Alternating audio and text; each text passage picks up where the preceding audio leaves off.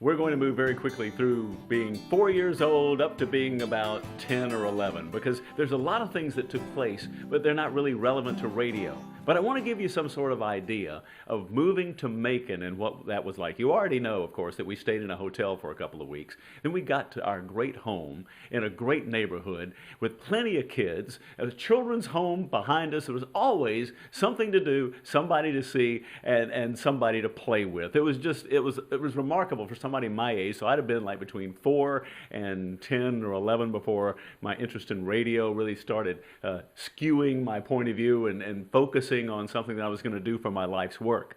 But in this neighborhood are two things I remember explicitly. One was there was a guy up the street. I didn't know him. I'd never met him.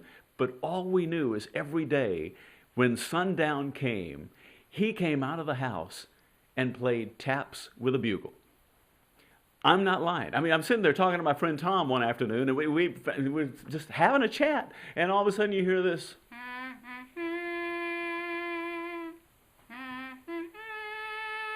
The other thing is we had this television. You tell me that this thing doesn't look menacing. I'm serious. We maybe got 1, 2 channels here in Macon, and back then, you turn it, whatever you could get, you'd watch. And we'd watch things like, well, Captain Kangaroo, Roy Rogers, Dale Evans, the Whirlybirds, Hopalong Cassidy. And so you're watching this, but suddenly, during the middle of the night, you want to go get a glass of water or something, and you're walking through the room, you swear this thing is staring at you.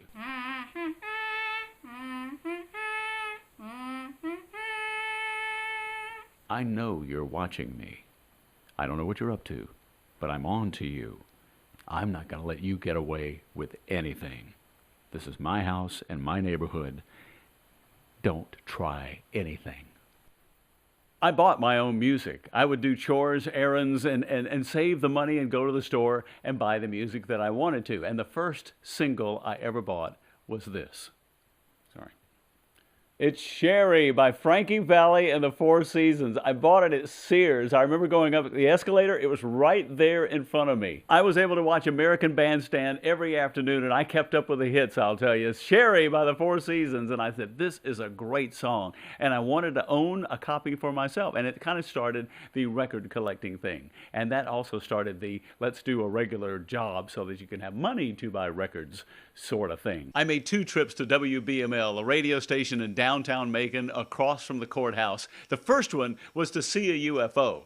See, we had all these flying saucers, supposedly, flying around the sky, and WBML said, we've captured one, and come down here and see it. So I asked my dad, I said, hey, Dad, you want to go to WBML and see a UFO? Well, yeah. So like 2 geeks get in the car and we speed down to WBML and we go, and it's the cheesiest thing I've ever seen. It's like they took 2 plates together and put them and spray painted them, and then they had a little flying Martian next to him and a couple of free hamburger passes, and that was it. The next time I was at WBML, my mom knew a guy at the grocery store, Bateman and Wade, who was a member of the Lions Club, and they had this charitable event every year where these guys would sell adverts, and then they'd go to the radio station and they would read the adverts. And the comedy was listening to them read the adverts because they weren't professional.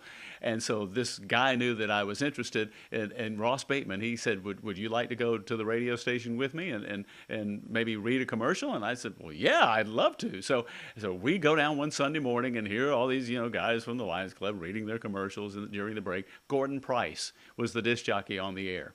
And that's when I walked in the control room, saw a radio station control room for the first time in person, and I said, this is it. This is it. Seriously. So he asked me, he said, would you like to read a commercial? And I yeah. So he handed me a piece of copy. It was a Kentucky Fried Chicken commercial. I didn't go down in the room, that little room with a table and some microphones. I read it from the control room. And he cued me.